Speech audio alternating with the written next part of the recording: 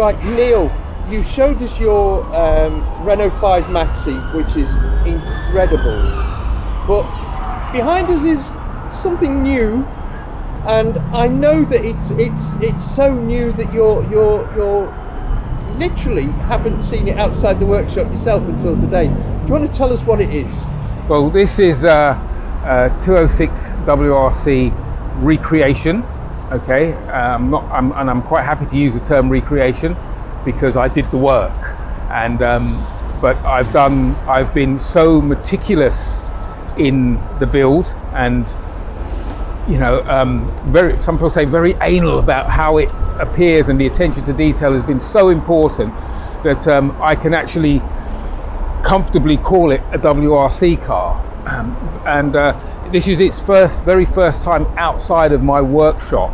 It's been a 2-year build, and this is the first time I've seen it outside.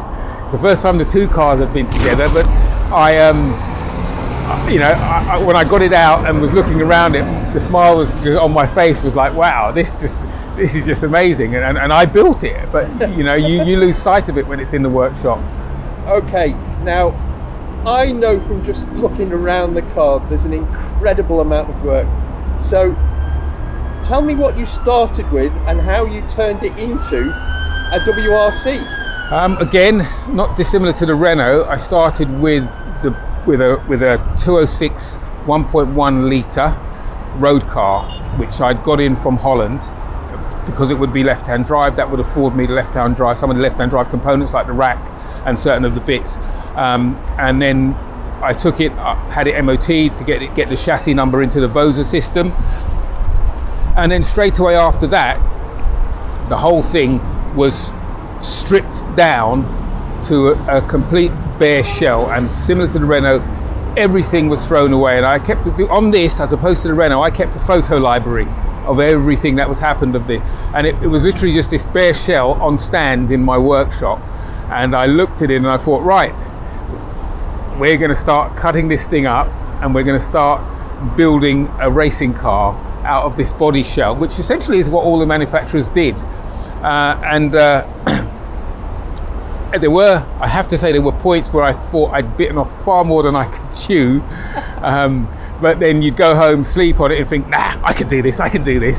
And now, as opposed to the time of the Renault, there is so much more information because of the internet, which I didn't have at the time when I was building the Renault. I have so much more information, so much more photography, so much more paperwork that you can get hold of, that it was actually, in many respects, easier to build. And although, having said that, it's far more sophisticated build than I'd done with the Renault, because the level of finish that's on a WRC car was very different from most Group B cars, and I needed to replicate that. I needed to make sure that I preserved the functionality that the WRC car would have had. So it had to be 4-wheel drive, which it is. It has front, center and rear diffs. It has a handbrake disconnect unit so you can do your handbrake turn, and all the diffs are sort of semi-active. It's on proper rally suspension.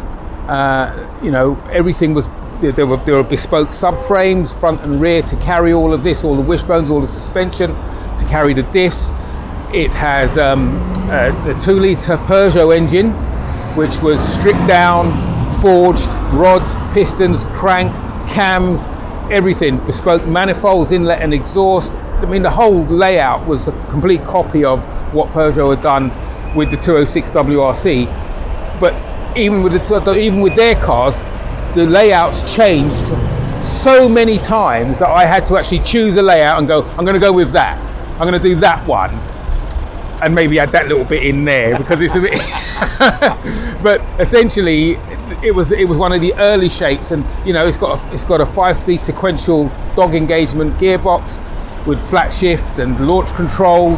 It's got everything on there that you would expect to find in a WRC car, and I felt that you couldn't do it justice and say WRC unless you did put those things on it.